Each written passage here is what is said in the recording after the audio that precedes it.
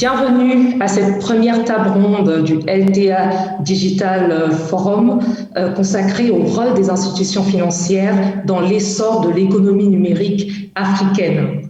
Alors, l'économie numérique africaine pourrait peser 180 milliards de dollars d'ici 2025 et jusqu'à 712 milliards de dollars d'ici 2050 pour représenter environ 8,5% du PIB régional selon un rapport de l'IFC en partenariat avec Google. Des chiffres réalisables si le continent poursuit sa dynamique de connectivité et si les entreprises, tous secteurs confondus, arrivent à développer des projets prometteurs et transformateurs de l'économie en général. Alors que l'accès au financement reste une des clés de voûte d'un tel développement, quel rôle pour les institutions financières? La pandémie de Covid-19 ayant favorisé une accélération de la digitalisation dans plusieurs secteurs de l'économie, sur quel levier les institutions financières peuvent-elles s'appuyer pour accompagner au mieux cette transition vers le presque tout numérique? Pour apporter des éléments de réponse à toutes ces questions, j'ai le plaisir de recevoir cet après-midi Roger Adam, ministre de l'économie numérique, des télécommunications et de l'innovation de la République de Côte d'Ivoire. Bienvenue, Monsieur le ministre. Bonjour, madame. Merci. Philippe Wang, vice-président exécutif de Huawei Northern Africa. Bienvenue, Monsieur Wang. Bonjour tout le monde, bonjour madame, merci. Florence Gupta, New Business Manager, Financial Institutions Group, West and Central Africa chez l'IFC. Bienvenue, madame Gupta. Merci Christelle, monsieur le ministre, c'est un honneur. Merci beaucoup à tous. Monsieur Lukumanou Weidi, administrateur directeur général de BGFI Banque Gabon et président de l'Association des professionnels des établissements de crédit du Gabon et de la Fédération des APEC de la CEMAC. Bienvenue, monsieur Weidi. Merci, madame. Bonjour, monsieur le ministre. Bonjour, madame. Bonjour à tous. Nous avons également le plaisir d'être rejoints par Jean-Michel Huet, associé chez Bearing Point. Bonjour. Alors, nous attaquons tout de suite notre thématique en abordant tout d'abord l'efficacité de l'accompagnement financier de la transition vers le presque tout numérique. Et pour en parler, je me tourne d'abord vers vous, monsieur le ministre. On sait que la Côte d'Ivoire a développé ces dernières années beaucoup de projets pour développer l'économie numérique. Comment votre pays se fait-il accompagner par les institutions financières dans sa transition numérique? Et êtes-vous satisfait de l'accompagnement que vous recevez jusqu'ici? D'accord. En tout cas, merci madame et bonjour à tous les intervenants. Désolé de ne pas être présenté plus tôt. En fait, ce qu'il faut comprendre, c'est que les institutions financières, pendant de nombreuses années, se sont concentrées sur les infrastructures de base, notamment donc les routes, la santé, les écoles. Et le développement numérique d'un pays comme la Côte d'Ivoire s'est fait principalement par l'investissement privé et l'investissement public. Depuis environ 4 ou 5 ans, il y a, puisque bien évidemment, il faut donc du développement au niveau de l'agriculture, des projets qui ont été lancés avec la Banque mondiale pour lancer tout ce qui est e-agriculture, en fait, principalement pour pouvoir recenser les agriculteurs et leur permettre de disposer de certains services digitaux.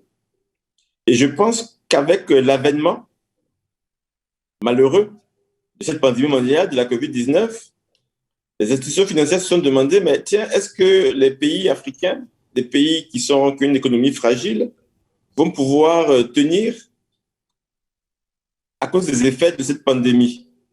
Et c'est vrai que donc, depuis 1 an, nous recevons beaucoup d'experts de la Banque mondiale ou des institutions financières, principalement en réunion virtuelle, pour voir quelles sont les mesures que nous avons prises dans différents domaines, notamment pour nous assurer une continuité de l'activité en Côte d'Ivoire, de l'activité des services publics, l'activité de la santé. Bien évidemment, à cause de la COVID-19, il fallait que les services de santé puissent continuer à fonctionner.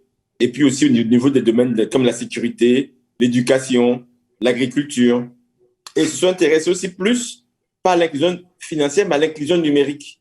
Et de savoir si, dans nos pays, nous avons des compétences pour traiter le numérique. D'abord, en termes les ingénieurs et ainsi de suite. Et puis derrière, est-ce que nos populations, aussi bien citadines que rurales, ont la capacité à comprendre le numérique et à savoir utiliser toutes ces applications.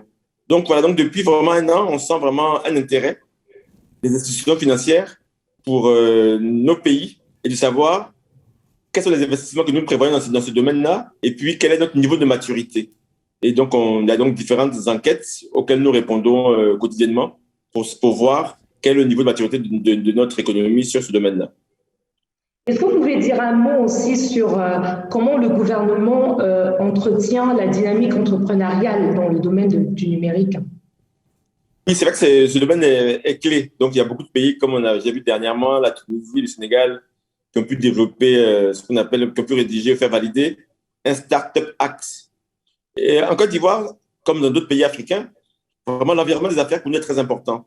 Donc, c'est de savoir comment, déjà le premier point, c'est la formation. De savoir si nous avons des jeunes suffisamment formés dans ce domaine-là. Donc, l'école ivoirienne en forme quelques-uns, peut-être pas encore suffisamment. On a à peu près 300 à 400 personnes formées par an. Et voilà. Et après, derrière, ces jeunes-là ont la capacité à eux-mêmes à créer des entreprises. À se dire, voilà, aujourd'hui, donc, créer des PME pour développer de ce domaine-là. Donc, il y a un niveau de se dire, comment est-ce qu'on accompagne les PME? Comment nous assurons que ces petits et moyennes entreprises-là puissent faire des affaires, puissent faire des affaires aussi de l'administration et puissent avoir donc un système fiscal qui soit attrayant pour eux afin qu'ils ne soient pas massacrés par les impôts. Donc, l'environnement des affaires s'améliore, il n'est pas encore parfait, mais on fait en sorte que tout cet écosystème-là, c'est de petites et moyennes entreprises, ait du personnel formé et ait la capacité justement à concourir et puis à pouvoir développer leur business. Je le disais, merci Monsieur le Ministre, je le disais en introduction, Florence Bouda, l'IFC a réalisé une étude sur le potentiel de l'économie numérique sur le continent et à la mi-mai, l'institution a annoncé un financement inédit de 2 milliards de dollars dans les PME africaines pour les aider à se relancer après la crise. Porte le plus à l'IFC lorsqu'elle finance des projets d'entreprise numérique sur le continent? Merci Christelle, encore une fois, c'est un grand plaisir de se retrouver avec un parterre aussi impressionnant de personnalités. Donc, ce que j'aimerais reprendre un petit peu les statistiques que vous avez données tout à l'heure sur la croissance de l'économie numérique. En fait, c'est tout à fait fascinant. En regardant ces mêmes statistiques, on peut interpréter d'une autre façon en disant que la croissance de l'économie numérique est 1,5 fois à 2 fois la croissance de l'économie, non numérique si vous voulez, du reste de l'économie. Donc, si vous êtes une institution de développement comme le groupe de la Banque mondiale, comme l'AFC, pour vous, le calcul est vite fait. Tout investissement que vous faites dans ce domaine a, un retour en termes de nos deux pans, les deux pans de notre mission, à savoir la réduction de l'extrême pauvreté, la prospérité partagée. Nous avons un retour immédiat beaucoup plus rapide en investissant dans l'économie numérique. Je vais vous donner 2 autres statistiques qui vont signaler exactement la même chose. Une augmentation de 10% de la pénétration de l'Internet mobile occasionne un gain de croissance de PIB par habitant de 2,5%. C'est dans le même rapport que vous avez cité de Google. Et pareillement, si on arrivait à avoir une pénétration du mobile et de l'Internet par le mobile de 75% des populations en Afrique, on créerait 44 millions d'emplois. Donc, encore une fois, les enjeux sont extrêmement importants pour nous. L'autre chose que j'aimerais ajouter, c'est que les grands gagnants pour nous de l'économie numérique, c'est le secteur informel.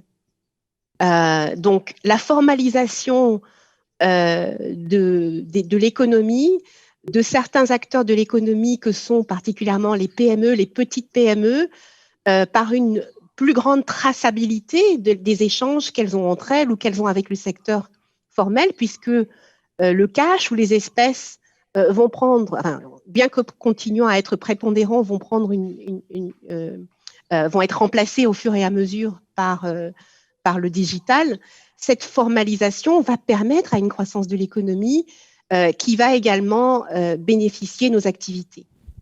Donc, comme vous l'avez dit, nous avons annoncé un financement additionnel de 2 milliards pour les PME africaines dans le cadre non seulement de nos partages de risques ou financement à travers le secteur financier, mais aussi pour tout ce qui est financement du working capital, du trade, de leurs échanges, si vous voulez.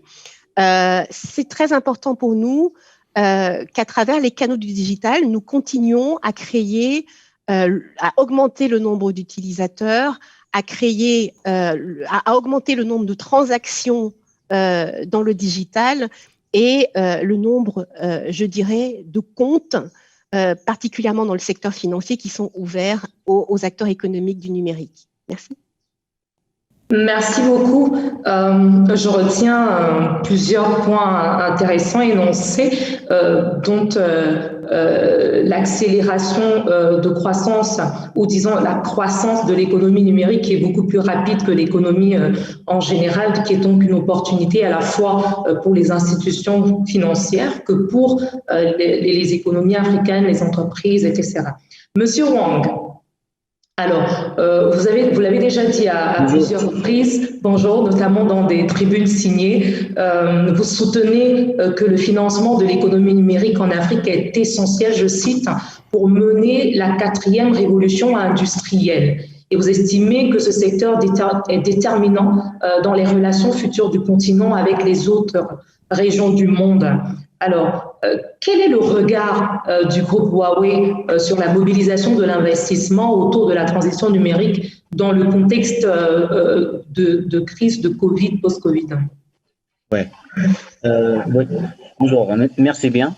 Donc, j'ai entendu que Monsieur le ministre a dit c'est pour l'économie numérique, l'investissement, il faut que ça soit changé. Avant, c'est beaucoup investir dans le dur, les routes, les hôpitaux, les écoles. Mais le plus important, c'est le futur. Le futur, c'est quoi? C'est l'évolution industrielle 4.0 est basée sur l'économie numérique. Donc, pour un continent, pour un pays donné, si on n'arrive pas à gagner cette bataille, on va perdre notre position dans le monde. Et puis, on n'aura pas on n'aura pas un bon positionnement par rapport aux autres, on n'aura pas un dialogue fluide avec les autres. Donc, l'économie numérique, c'est très important. Mais comment on peut le faire? Ça, c'est une grande question.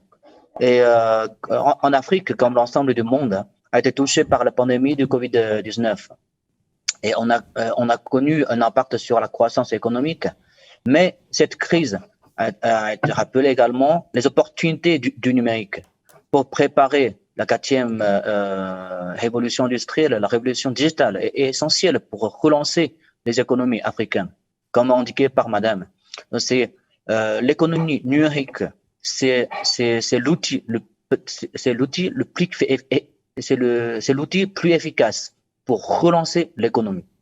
Mais pour relancer, on sait il y a des avantages. Par exemple, avec l'économie numérique, il y a l'augmentation de l'efficacité administrative, l'efficacité de gestion, l'efficacité de diagnostic médical, etc.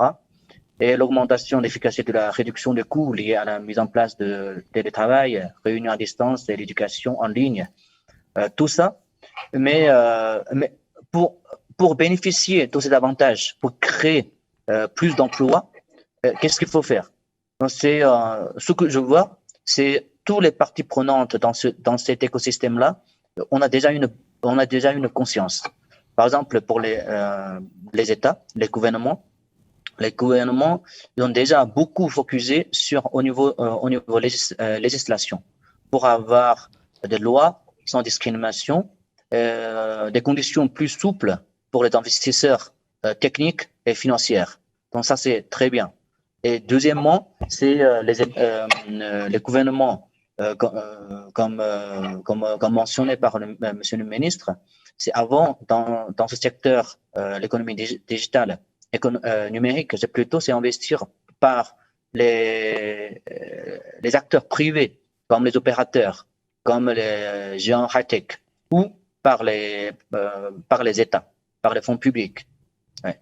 Donc ça c'est déjà commencé. Et puis tous les parties prenantes maintenant on focus aussi dans un volet, c'est le volet de la formation de la nouvelle génération pour avoir un savoir-faire de numérique. Parce que si on n'arrive pas à maîtriser la technologie ou le savoir-faire numérique, on n'arrive pas à faire profiter l'économie numérique. Parce que ça, c'est la base. Donc, je vois, c'est un côté, c'est les installations, avoir un environnement friendly pour ICT. D'autre côté, c'est avoir avoir une ressource, une génération déjà formée, préparée pour l'ère numérique. Avec ces conditions-là, on aura un environnement plus facile à attirer des attentions des investisseurs. Donc ça c'est très important. Et donc les investissements internationaux ils vont jouer un rôle clé, capital dans cette révolution. Donc c'est pour nous, c'est l'avenir de ce continent passe donc par des investisseurs massifs, publics et privés, dans la transition durable et numérique. Les institutions financières doivent connaître les réalités et pour allouer des crédits aux auteurs écosystèmes numériques plus facilement, plus encouragés, et pour créer un écosystème et pour tous les partenaires. Merci. Merci beaucoup, Monsieur Wang. On retiendra entre autres l'urgence de la formation pour la prochaine génération. Vous l'avez dit, il est question maintenant d'assurer le futur. Chacun des panélistes qui vous ont précédé l'ont mentionné. Vous évoquez aussi cette urgence pour le continent de gagner la bataille du numérique afin de se positionner à l'échelle internationale dans le futur. Alors, j'en viens rapidement à vous, Monsieur Wedi. Alors, globalement, on a eu l'analyse d'une institution internationale comme l'IFC. Vous représentez un peu le cœur du secteur financier sur le continent, donc la banque. Alors, quel est le regard et l'engagement du secteur bancaire africain vis-à-vis de l'économie numérique, selon vous? Votre micro. Je vous remercie et je remercie les précédents panélistes. S'il est vrai que la pandémie de la COVID-19 a accéléré et a révélé le potentiel numérique, il n'est pas moins vrai que les banques, dont le groupe BGFI Bank a inscrit l'économie numérique comme un secteur clé de son développement depuis de nombreuses années. D'ailleurs, aujourd'hui, les banques sont certainement les plus grandes consommatrices de l'économie numérique à cause de leur activité, à cause des données qu'elles gèrent, à cause de la sécurité informatique. Déjà, les banques consomment elles-mêmes énormément d'économie numérique. Donc, ce sont des acteurs et des consommateurs de l'économie numérique. C'est pour cela que notre groupe BGFI Bank a, dès le début de la décennie, inscrit le digital dans sa feuille de route stratégique. Et pendant cette période de Covid, au sein de notre entreprise, nous avons noté une croissance de 35% de la consommation numérique par nos clients. C'est pour dire que l'économie numérique pour les banques, c'est un secteur clé. C'est un secteur clé, je vous l'ai dit, à plusieurs titres. Nous sommes des consommateurs. Ça permet nous-mêmes d'amener nos process d'information, nos process d'activité, mais aussi et surtout, ça permet d'atteindre un marché énorme. L'économie numérique est un catalyseur de la relation client. L'expérience client avec l'économie numérique, le potentiel et la profondeur sont énormes, n'est-ce pas, pour développer l'économie numérique dans ce secteur. Au sein de notre groupe, nous avons cela depuis 2015 mis en place les premiers outils de l'économie numérique. à travers une application mobile, BGFI Mobile. Et au cours de la COVID, nous sommes allés beaucoup plus loin en mettant en place tout un système numérique de rentrée en relation en ligne aux clients BGFI Bank. Donc, pour les banques et pour nos groupes singulièrement, l'économie numérique est un secteur clé. C'est un secteur d'avenir, c'est un secteur de croissance, c'est un secteur de gain dans le futur. Naturellement, je fais un lien toutes les analyses qui ont été faites par la présidente analyste et qui démontrent qu'en fait, les banques seules ne peuvent pas contribuer à l'économie numérique. Il faut que l'ensemble des acteurs présents, les États, les institutions internationales, les producteurs numériques et les banques se mettent ensemble pour favoriser les choses de ce secteur. Donc, pour les banques, je répète, pour me résumer, c'est un secteur clé pour l'avenir de notre développement. Secteur clé pour le secteur bancaire et il faut que tout l'écosystème se mette ensemble pour pouvoir pousser davantage l'évolution de l'économie numérique. On y reviendra plus tard, mais abordons avant tout le deuxième axe de ce débat consacré aux défis de l'essor de l'économie numérique, parce qu'il y en a. Et je me tourne tout de suite vers vous, Monsieur Wang. Votre groupe est très actif sur le continent et vous développez divers projets pour accompagner et pour booster l'économie numérique. Et on se rend compte au bout des analyses que l'accès à l'énergie reste un défi majeur. Ça a été souligné à plusieurs reprises et Huawei est considérable et s'est conséquemment engagé dans la résolution de cette question cruciale, notamment en Afrique du Nord. Comment envisagez-vous l'avenir à ce sujet sur le continent? Oui, bonjour madame. Merci bien pour cette question. Je pense que l'économie numérique, c'est un sujet très brillant, très chaud, mais pour y répondre, quelle est la réalité? La réalité en Afrique, c'est l'infrastructure ICT dans le domaine informatique et communication. C'est encore il y a un gap, par rapport à d'autres régions. Et puis pour l'infra d'énergie aussi, pour avoir l'accès de l'énergie, ça c'est une base. Sans cette fondation, on n'arrive pas à faire marcher l'économie numérique facilement. En Afrique, il y a. Attendez. Donc, vous voyez, je vous donne juste un cas pour vous donner une idée. C'est dans le cœur du numérique, fait marcher numérique, il y a le service. En dessous de service, il y a la plateforme. En dessous de la plateforme, il y a des équipements. Parmi les équipements, il y a un cœur. Il y a un équipement qui s'appelle le data center. La consommation de ce data center est énorme. C'est comme une petite ville.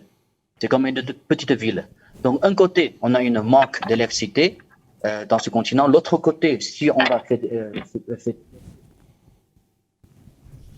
les infrastructures qu'on va mettre en place, ça va consommer beaucoup d'énergie. Donc, comment y répondre? C'est en utilisant la nouvelle technologie pour diminuer la consommation, pour préserver notre environnement dans le même temps. Parce que le monde de plus en plus connecté entraîne une croissance de la demande d'énergie. Actuellement, 2% de la demande énergétique mondiale provient des opérateurs de télécom. Mais ça va augmenter encore. Ça va beaucoup augmenter en utilisant des grosses data centers, des infras qui consomment l'électricité pour faire marcher le réseau. Donc cette tendance se croise avec la nécessité de contrôler la consommation énergétique pour lutter contre le réchauffement climatique. Comme je vous ai dit, dans le même temps, il faut noter en Afrique 2 sur 3. En Afrique, 2 sur 3 n'ont pas accès fiable à l'électricité. Donc, est-ce qu'on va préserver cette ressource pour répondre aux besoins social ou minimum ou pour les besoins économiques, développement. Donc, il faut qu'on trouve une balance. Où se trouve la balance? C'est la nouvelle technologie. solaire. Heureusement, l'Afrique dispose de cette ressource naturelle, l'énergie solaire. Ah oui, nous avons déjà développé des solutions innovantes pour l'énergie solaire renouvelable en Afrique. Ça, c'est vraiment, un côté, c'est pour répondre aux besoins actuels. L'autre côté, c'est pour prévoir le développement dans le futur, et on va essayer déjà de travailler sur une solution actuelle. Je vous donne des cas concrets. On a une solution de pylône télécom, mais on ne va pas utiliser les gensets, consommer les gasoils. On a développé une solution compacte qui s'appelle Eurostar pour répondre pour les zones reculées, pour les zones blanches. Cette solution vise à la fois désenclavement des zones blanches et à électrifier le continent, les deux, en tout en utilisant une solution télécom compacte avec notre solution solaire pour produire l'électricité par ce site lui-même, voyez. Et au Cameroun aussi, on a déjà tout en collaboration avec le ministère de l'eau et de l'énergie du Cameroun, et nous avons proposé une solution innovante qui combine les réseaux ruraux et l'énergie solaire, formant un écosystème complet comprenant agriculture, électricité et les applications mobiles. Cela permet électrifier plus de 300 villages. Maintenant, on a à peu près 50 000 utilisateurs qui a pu bénéficier l'accès à l'énergie plus l'accès à l'internet. Donc ça c'est des cas concrets. Oui, qu'on a un côté. On prend notre responsabilité sociale. L'autre côté, c'est on essayer de faciliter l'accès à l'énergie pour préparer l'économie numérique. Donc, toutes ces innovations sont nées de la volonté de notre groupe de s'engager dans une société plus résiliente et tournée vers un avenir vert. C'est d'ailleurs l'une de notre priorité pour 2021. Très bien, merci beaucoup, Monsieur Wang. On me signale que Jean-Michel Huet nous a rejoint alors depuis Paris. Rapidement, Monsieur Huet, vous représentez sur ce panel un peu la voix du Conseil. Alors, vous avez souvent insisté sur le rôle des gouvernements dans l'essor de l'économie numérique. À votre avis, comment les gouvernements peuvent-ils efficacement collaborer avec le monde financier pour appuyer les dynamiques publiques et privées ? Bonjour à tous et ravi d'être avec vous. Alors il y a peut-être eu un problème technique puisque je suis depuis le début dans les studios de la Tribune et merci pour cet accueil. Le débat est fort intéressant et j'ai noté quand même quelques chiffres très intéressants. Quand l'IFC annonce avec l'étude de Google 40 millions d'emplois associés au numérique dans les années qui viennent, on se rend compte de l'importance de l'enjeu, car il y a un véritable enjeu à ce que les jeunes, pas que les jeunes d'ailleurs, mais en l'occurrence les jeunes en Afrique puissent trouver de l'emploi et le numérique est une véritable source d'emploi. Cette question autour des institutions financières et leur contribution au numérique est assez importante et je suis très heureux d'entendre Florence annoncer ces 2 milliards de dollars ou d'euros qui vont aider les PME, parce que c'est un vrai point strict et important sur le continent, c'est le manque de ressources de financement. C'est un paradoxe, on n'a jamais eu autant d'argent pour l'Afrique actuellement, mais paradoxalement, le continent africain reste moins financé que le reste de l'économie mondiale. Le chiffre est assez clair, grosso modo, quand on prend l'ensemble des financements de l'économie au niveau mondial, c'est 4 fois la production annuelle. En Afrique, l'ensemble des financements, c'est une fois la production annuelle du continent. Donc c'est un rapport de 1 à 4. Et très souvent, ceux qui n'ont pas l'argent pour se développer, ce sont les PME. Donc ces annonces qui ont été faites, je pense, sont très importantes. C'est absolument vital pour l'économie. Et comme ça a été très bien dit, notamment par Roger Adom, eh bien, effectivement, le numérique est un des acteurs majeurs qui peut aider au développement de l'économie.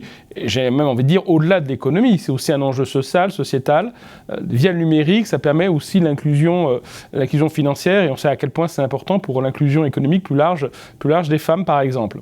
Et donc, pour revenir à votre question, effectivement, les gouvernements ont un rôle à jouer parce que les institutions financières, quelles qu'elles soient, elles ne peuvent pas décider comme ça de financer tel ou tel projet parce qu'il faut tenir compte des spécificités locales, des enjeux locaux, pays par pays, voire région par région.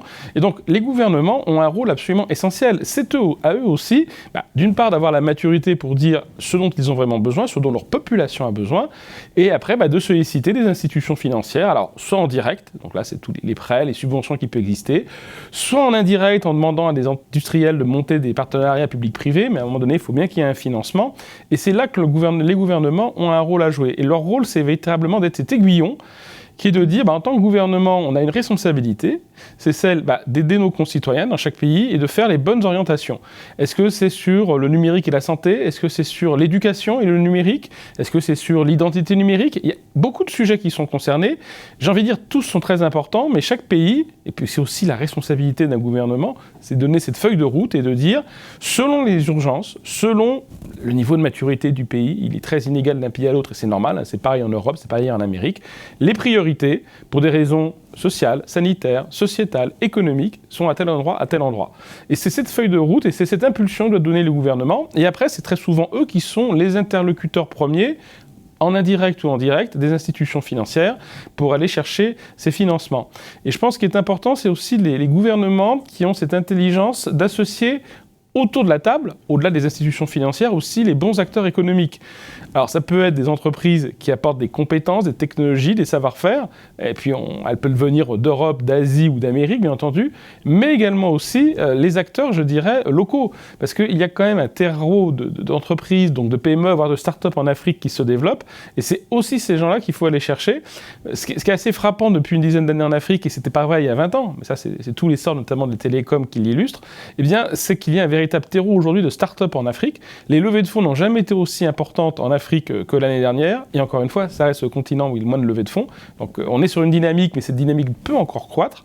Et c'est super intéressant de se rendre compte qu'aujourd'hui, en Afrique, on a un terreau de start-up, notamment dans le numérique, autour de la FinTech, la Green Tech, de l'EdTech, qui peut contribuer, et là ce sont des Africains pour l'Afrique, eh bien, au développement aussi de l'économie. Donc c'est ça pour moi le rôle du gouvernement, c'est bien de s'orienter, à la fois donner les bonnes orientations avec les institutions financières, et puis contribuer à créer cet écosystème entre institutions publiques, ce que sont les institutions financières internationales, et puis les acteurs privés, qu'ils soient européens, asiatiques et surtout africains.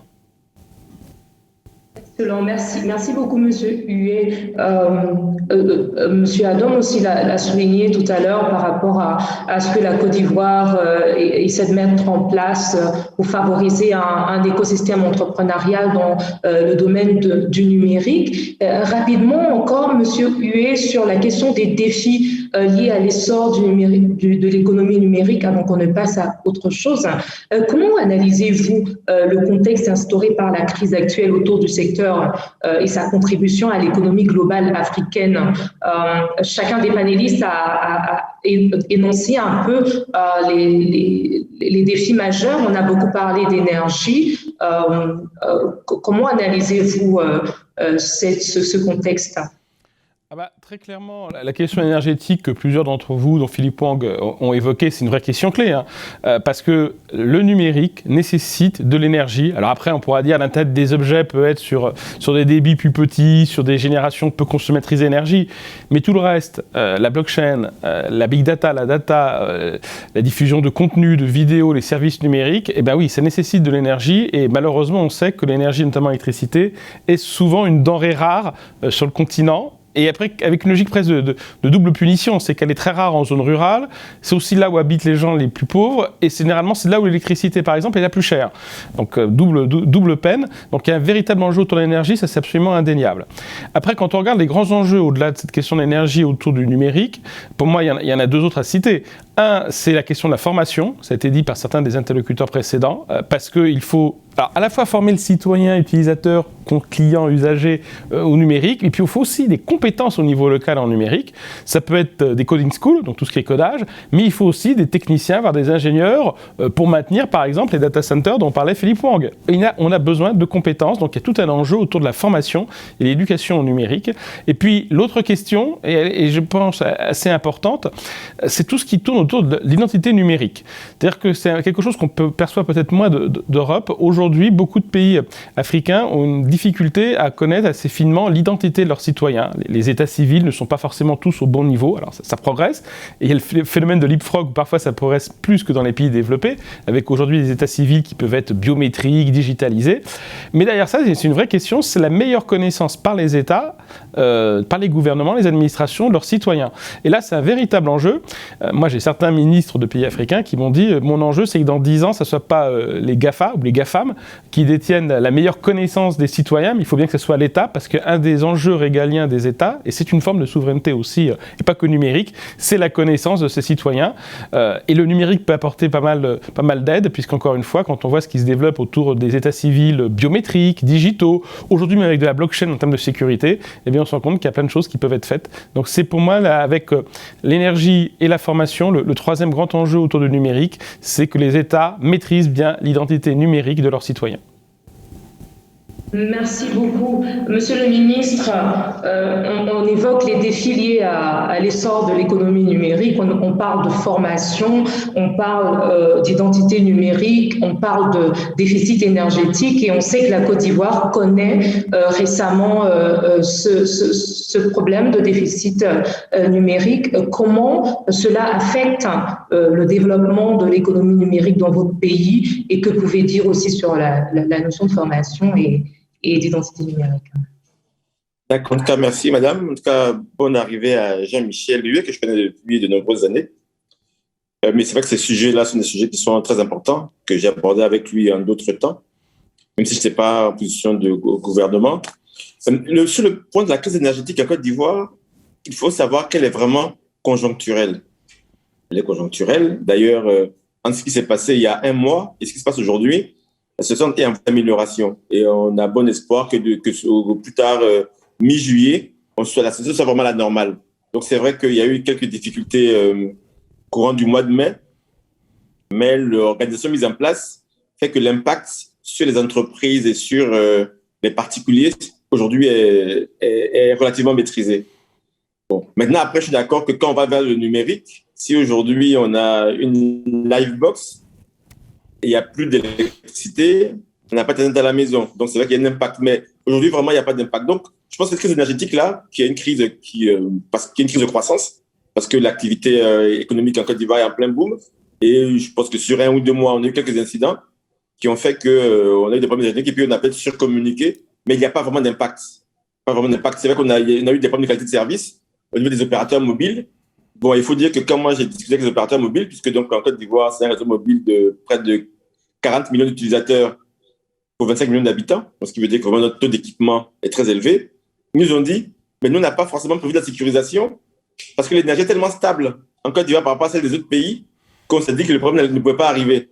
Donc, si vous voulez, aujourd'hui même, quand on voit la qualité de service avec les opérateurs mobiles, les hommes du secteur numérique, il n'y a pas vraiment d'impact.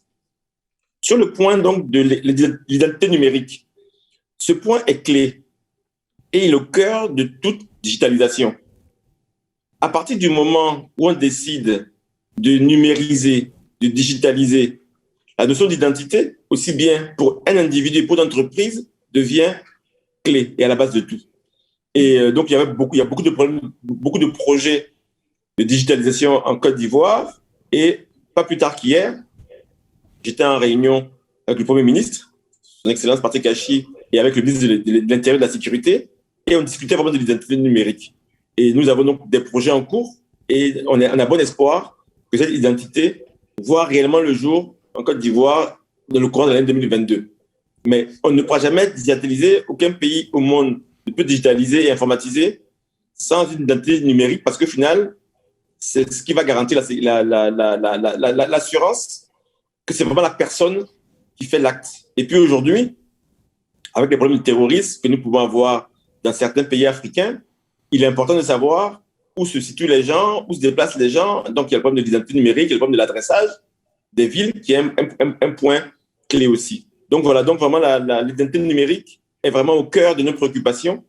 Il y a beaucoup de projets en cours et on a bon espoir que, enfin, c'est pas un engagement que je prends, mais c'est un engagement ici presque ferme, que sous un an, on aura une identité numérique palpable avec une bonne identification des personnes. Sur la formation aussi, c'est un pavé important. Et quand aujourd'hui on prend dans les pays africains les statistiques sur la réussite de baccalauréat, on se rend compte qu'on ne forme pas suffisamment de scientifiques. Là où il est important d'avoir beaucoup de scientifiques formés pour justement avoir justement des ingénieurs en développement de logiciels et en cybersécurité, et ainsi de suite. Et donc, aujourd'hui, en Côte d'Ivoire, nous avons des écoles qui sont des écoles d'excellence. Malheureusement, on ne forme pas suffisamment.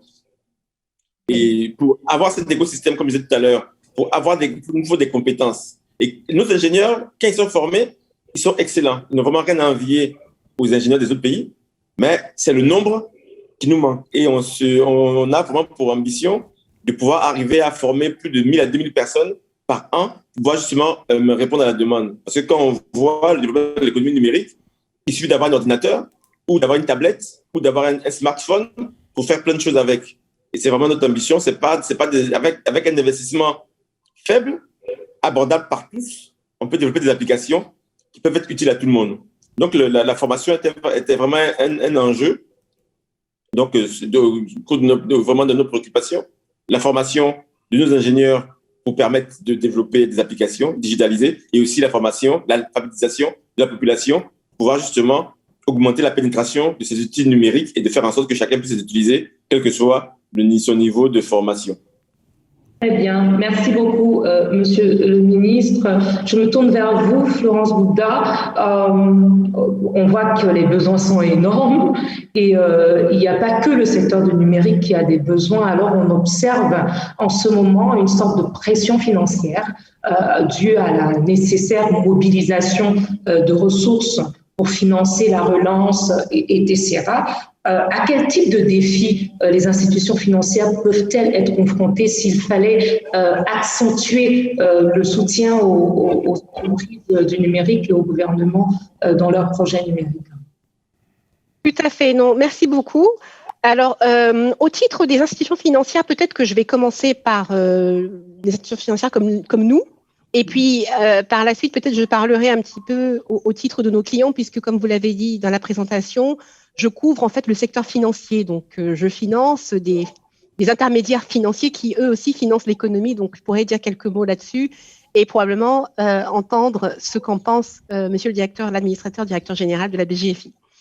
Donc, en ce qui concerne donc les institutions comme l'AFC, bien sûr, ce qui est important pour nous, c'est toute l'appréciation, je dirais, des secteurs porteurs de l'économie numérique, puisqu'aujourd'hui, nous sommes l'un des investisseurs majeurs dans les sous-secteurs. On en a cité quelques-uns tout à l'heure, la FinTech, qui est aujourd'hui un des grands bénéficiaires du développement du numérique. Et on a parlé aussi de l'AgTech, de l'HealthTech, donc tout ce qui est dans le secteur de la santé, de tout ce qui est dans le secteur de la logistique, B2B, B2B logistics, mais aussi des transports.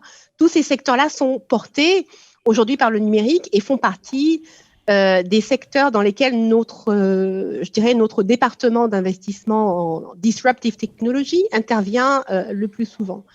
Donc, en ce qui concerne, je dirais, les défis qui s'adresseraient au secteur financier lui-même, qui vraiment est au centre sera ou devra être au centre du financement de l'économie numérique.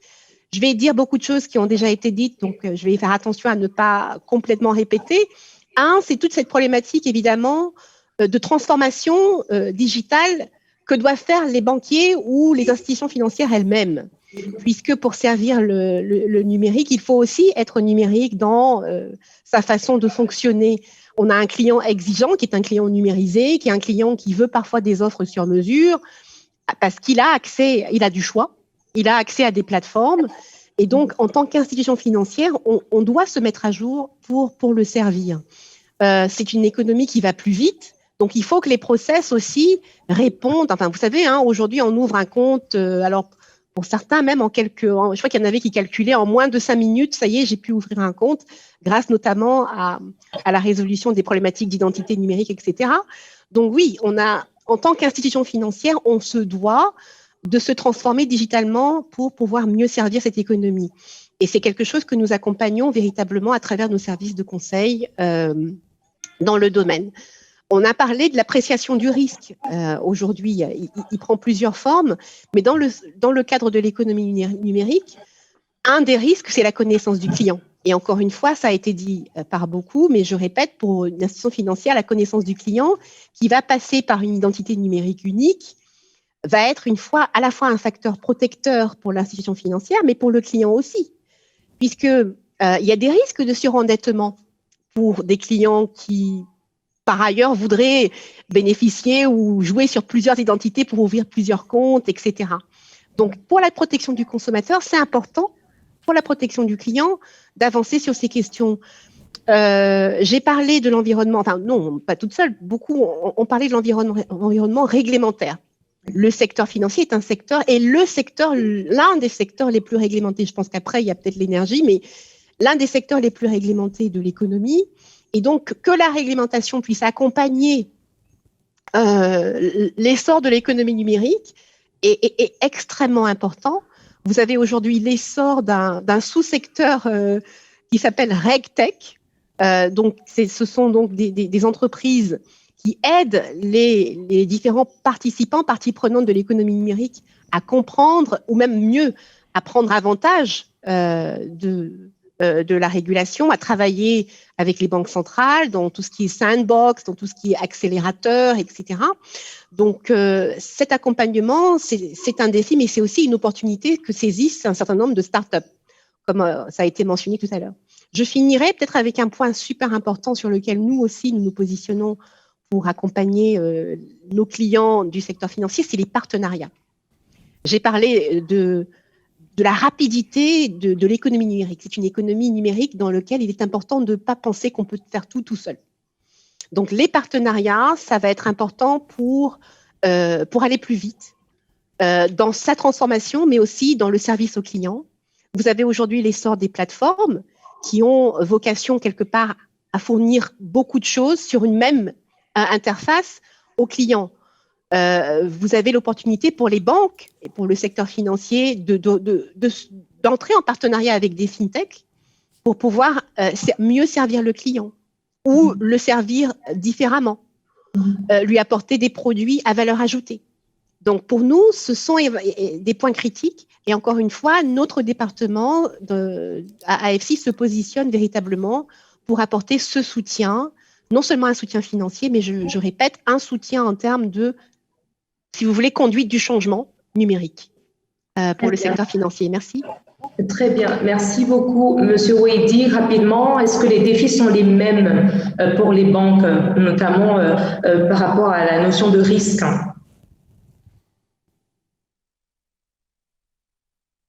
Votre micro, s'il vous plaît. Permettez-moi, avant de répondre à votre question, de dire que notre groupe, depuis 50 ans, le groupe des banques, finance les économies et chaque année, c'est plus de 1 000 milliards de CFA que nous mettons au service d'économie. Même s'il est vrai que le numérique aujourd'hui ne représente que 5% de ce montant, le potentiel est là. Toutefois, il y a des défis à relever pour accélérer le financement numérique. Le premier défi, il a été indiqué tout à l'heure, du point de vue bancaire, c'est la connaissance du client. La connaissance du client. Et aujourd'hui, les moyens de connaissance du client, tels que prescrits par les règlements, ne sont pas adaptés au numérique. Donc, c'est déjà un frein. Même si on veut aller plus vite, l'application du règlement fait que vous ne pouvez connaître le client que physiquement, avec des documents physiques. Donc, c'est déjà un frein pour l'économie numérique, d'une part. Donc, c'est un défi à relever au niveau réglementaire. L'autre point également, c'est la disponibilité des infrastructures qui vont permettre de faire les liens entre les différentes plateformes numériques. Ensuite, il y a la question de la sécurisation de l'opération. Et également, un point très important pour les banques, c'est la documentation. La documentation. Je m'explique. Vous savez, les banques travaillent avec des sociétés et des personnes physiques. Les sociétés, il y a des registres de commerce, il y a des registres hypothécaires. Tout ça doit être numérisé et facile d'accès pour permettre l'accélération du financement de l'économie. Donc, tout ce qui a été dit sur les défis sont les mêmes, c'est des défis de même nature, même si l'angle d'approche est différent et dépend du métier dans lequel nous sommes.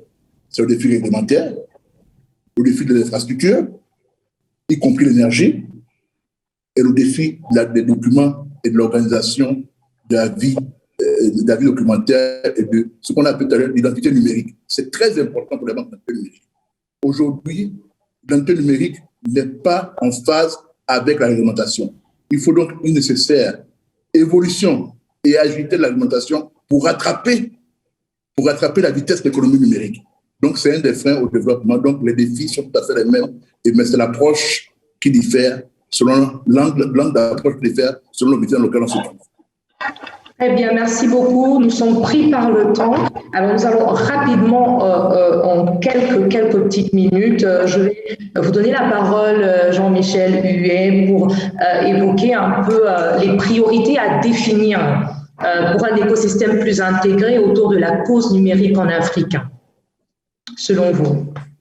Oh là, des priorités, il y en a tellement, c'est un vrai challenge. Je crois qu'on en a quand même cité pas mal dans des échanges précédents, donc je ne vais pas le répéter.